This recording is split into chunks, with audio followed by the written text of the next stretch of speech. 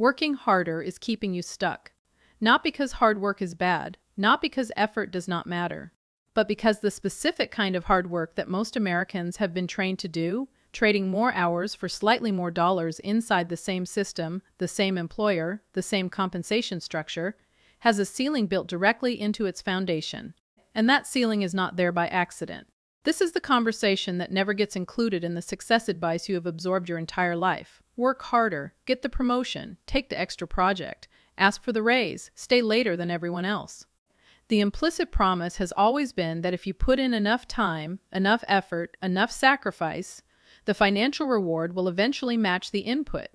And millions of Americans have believed that promise completely because it seemed to work, at least partially, and at least for a while. But here's what nobody adds to the end of that story. The system that rewards your effort with incremental raises was also engineered, whether deliberately or structurally, to ensure that trading your time for money never produces the kind of wealth that frees you. The reward is real. The ceiling above it is realer. What if the very behavior you were taught defines financial responsibility? Working harder, earning more in wages, climbing the professional ladder is the same behavior that guarantees you will never close the gap between where you are and where you want to be. What if everything you were taught about the relationship between effort and wealth is not wrong, but fundamentally incomplete in a way that costs you decades? Most of us grew up with a story about money and work that felt as natural as gravity. The story goes like this: the harder you work, the more you earn. The more you earn, the more you can save. The more you save, the more you invest. The more you invest, the wealthier you become. And at the end of a long career defined by steady effort and incremental progress, you retire comfortably with the financial security you earned.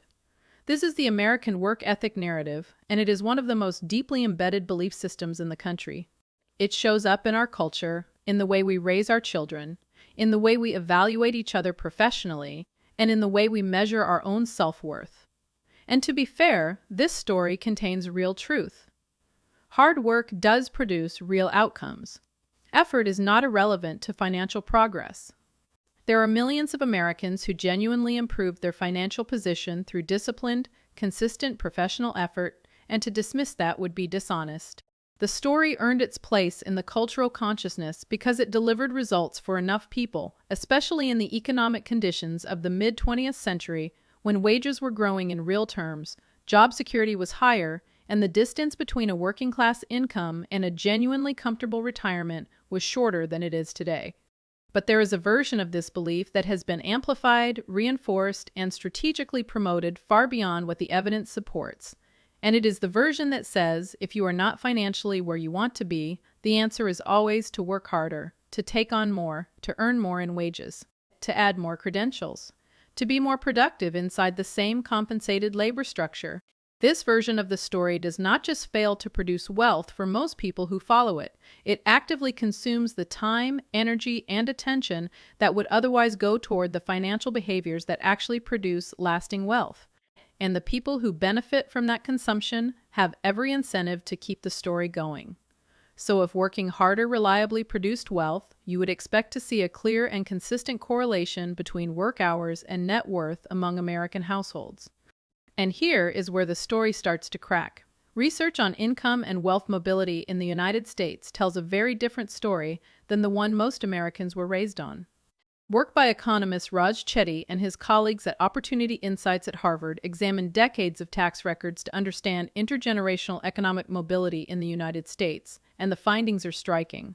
A child born in the bottom income quintile in America has roughly a 7 to 8% chance of reaching the top quintile over their lifetime, one of the lowest mobility rates among developed nations. These are not people who chose not to work hard. The bottom and lower middle income quintiles in America contain some of the hardest working, longest hours workers in the entire economy. People in service industries, construction, logistics, healthcare support, and manufacturing who regularly work 50, 60, and even more hours per week. And yet the ceiling above them is largely intact. Meanwhile, data from the Economic Policy Institute and others shows that real wage growth for median American workers over the past 4 decades has been remarkably flat when adjusted for inflation, while worker productivity, the actual economic output per hour of labor, has increased substantially. American workers are producing more per hour than they ever have in history. They are not being compensated proportionally. The effort went in. The wealth did not come back out in matching proportion. That is not a personal failure. That is a structural pattern. And it has a name. Let us name it precisely, because naming it is the beginning of escaping it. The income ceiling trap is the structural financial condition in which a person's primary wealth-building strategy, earning wages through labor, is systematically limited by forces that are built into the compensation and taxation system itself, making it essentially impossible to build meaningful generational wealth through income alone, regardless of how much effort is applied. The trap is not a conspiracy. It is a set of interacting structural realities, some tax code-based, some physics of time-based, some psychologically maintained, that together form a ceiling above which wage income simply cannot lift you. And here is the part that makes this a trap specifically, rather than simply a limitation. It is designed to feel like progress. Every raise gives you the sensation of moving forward. Every promotion feels like a breakthrough. Every additional credential or certification makes the next level feel closer. And none of these feelings are false. They are just real feelings attached to forward motion that is happening inside a box. The box has a lid. You are running toward the lid with full effort and full sincerity, and the only people who can see the lid are the ones who have already gotten out. How does a normal, hardworking, intelligent American end up inside this trap? Almost always the same way. It starts with the education path. You were told, by parents, by teachers, by the entire institutional machinery of American childhood, that the way to financial security is education leading to a good job. So you followed the path. College, degree, entry-level job, performance reviews, promotions, raises, and the gradual, satisfying climb up a professional ladder. Each step felt like evidence that the system was working. Each raise validated the story. And somewhere in your 30s or 40s, you started doing the math. You have been working hard for 15 or 20 years. Your income has grown meaningfully. Maybe you went from $45,000 to $90,000 over that period, which feels significant. But your net worth, when you look at it honestly, does not reflect 20 years of hard work in the way you expected. The raises came, but lifestyle inflation absorbed them.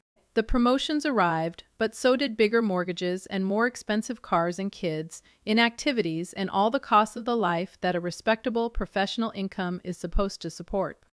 The 401k is growing, but slowly, and the retirement math looks uncomfortable when you run it forward. Something is wrong, but every piece of individual advice you have ever gotten says the same thing: work harder, earn more, climb higher, and you've been doing exactly that for 2 decades.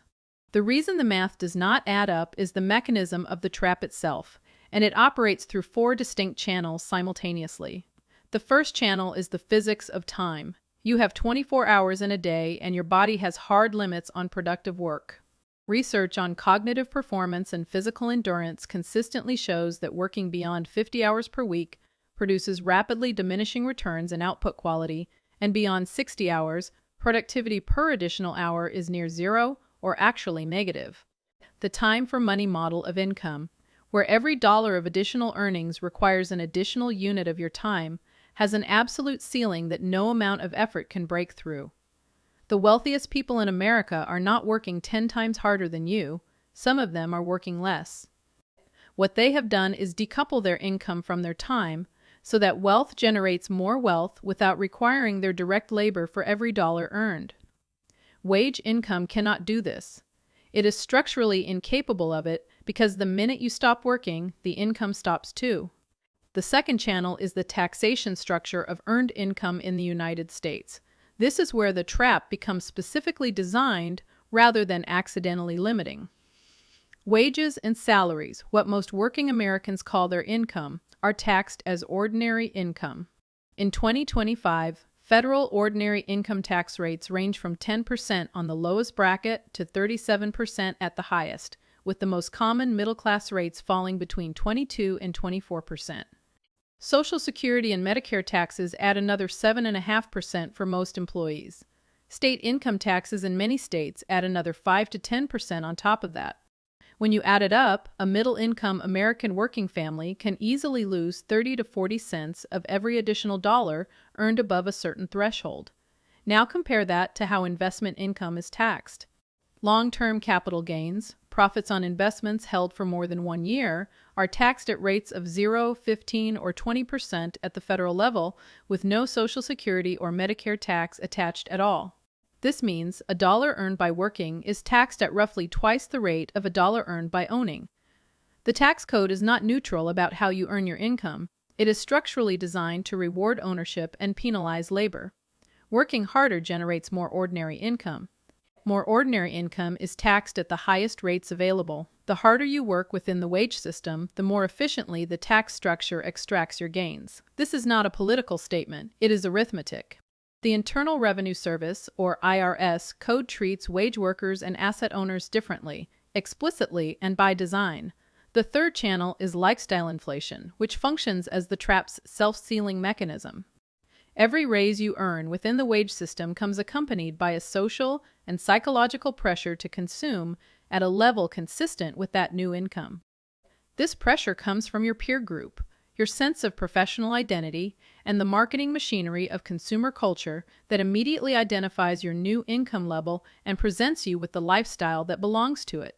Research in behavioral economics consistently shows that consumer spending rises in close proportion to income increases, often absorbing the entire raise within 12 to 18 months. The raise arrives, the lifestyle upgrades, and the net wealth impact of the additional income approaches zero. The treadmill moves faster. You do not move forward. The fourth channel is the credential escalation loop. When the wage system fails to produce the wealth it promised at one level, the standard prescription is to add more credentials, another degree, an advanced certification, a specialized license. The logic is sound on its surface. Higher credentials produce higher earning potential, and they do within limits. But the economic research on the college wage premium shows that the gap between degree holders and non-degree holders, while still real, has grown much more slowly than the cost of obtaining those credentials. Student loan debt in America has grown to over $1.7 trillion, and a significant portion of that debt was acquired by people who followed the credential path precisely as instructed and still arrived at the same income ceiling, now carrying an additional financial burden on top of it. More credentials do not raise the ceiling. They raise the floor you stood on before climbing the same wall. The data on this trap is not theoretical. The Federal Reserve's survey of consumer finances consistently shows that the top 10% of American households by wealth hold a dramatically disproportionate share of total wealth, and that the primary driver of that disproportionate accumulation is not higher wages, but ownership of financial assets. According to research drawing on Federal Reserve data, the top 1% of households by wealth derive a much smaller share of their total income from wages than middle-class households do. Their income comes primarily from capital gains, dividends, business ownership, and other forms of return on assets, rather than return on labor. Meanwhile, the bottom 80% of households derive the vast majority of their income from wages and salaries, the most heavily taxed, most time-constrained, most ceiling-limited form of income available. Research on workplace productivity and overwork, published in sources including the International Labor Organization and various peer-reviewed journals on occupational health, consistently shows that the countries and industries where workers clock the most hours are not the ones producing the highest rates of individual wealth accumulation. Japan has some of the world's highest average work hours and some of the world's most deeply entrenched wage stagnation. The correlation between hours worked and wealth built at the individual level breaks down almost entirely once you move above a moderate income threshold. Above that threshold, what separates the people who build wealth from those who do not is not the number of hours they work. It is whether their income is tied exclusively to those hours. So how do you escape?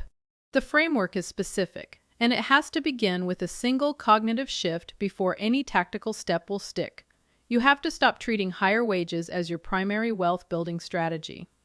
Not forever, and not by rejecting career advancement, but by explicitly demoting wage income from the goal to the fuel and identifying a completely separate wealth-building system that is not subject to the ceiling. The first step is what I call a wealth source audit. Right now, today, you are going to list every source of income you have, and for each one, answer 2 questions. First, does this source of income stop when I stop working? Second, is this source of income taxed at ordinary income rates? If the answer to both questions is yes, that source is inside the trap.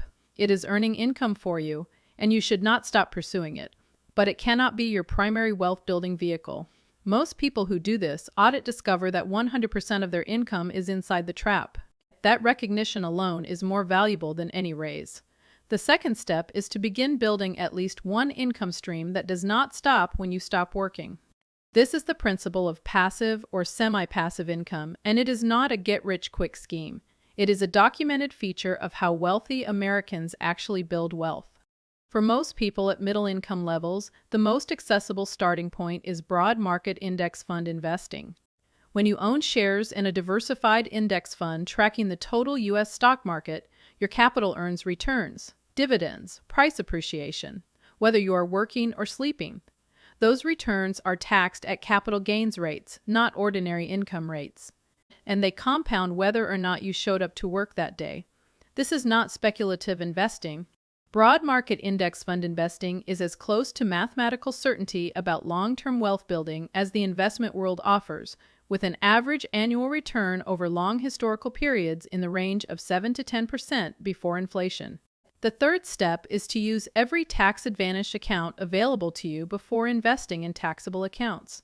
This means your 401k up to the employer match, then your health savings account if you qualify, then your Roth individual retirement account or Roth IRA, then back to the 401k.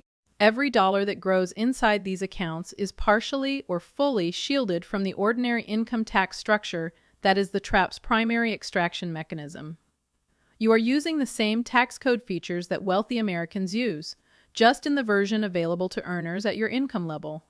The fourth step is to identify one skill you currently possess that can be packaged, productized, or scaled beyond a one-to-one time exchange. This is not about quitting your job. It is about recognizing that the specific expertise that earns you a salary could, in a different format, earn you income that is not directly tied to your hours. This could be a course, a consulting service, a written resource, a small business service, or any other vehicle that allows your knowledge and skills to generate value without requiring your direct real-time presence for every dollar earned. Starting this in parallel with your primary employment, not replacing it, is the beginning of constructing a second floor above the income ceiling, one that operates under different rules. The fifth step is to treat lifestyle inflation as the active threat it is. Every dollar of income growth you earn that you allow to be absorbed into lifestyle consumption is a dollar that stays inside the trap forever. This is not an argument for deprivation. It is an argument for intentionally capturing a fixed percentage of every income increase. Studies suggest that automatically saving and investing at least 50% of every raise before the lifestyle adjustment can occur is one of the most powerful individual wealth-building behaviors available to middle-income earners. The raise arrives. Half goes immediately to investment accounts. The other half improves your life. This single behavior, applied consistently over a career, is the difference between a six-figure retirement account and a seven-figure one. Here is what the financial landscape looks like for someone who escapes this trap.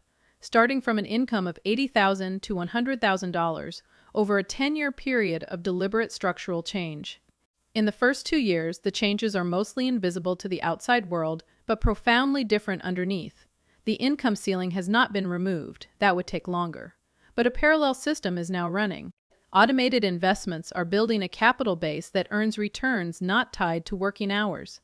Tax-advantaged accounts are shielding income from the ordinary income tax structure. A small secondary income stream, still modest, exists in a form that does not stop when the primary job stops. By year 5, the compounding effect of the capital base is starting to be visible in account statements. The investment portfolio is producing monthly returns that, while not yet replacing income, are no longer trivial.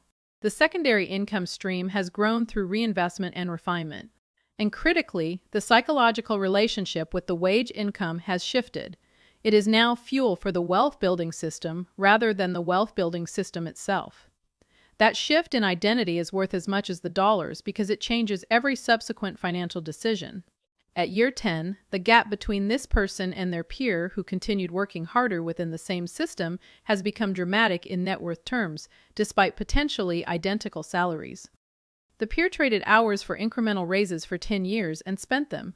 This person traded some of those hours for equity in their own financial future. The retirement math, which was uncomfortable at the starting point, is now on a compelling trajectory.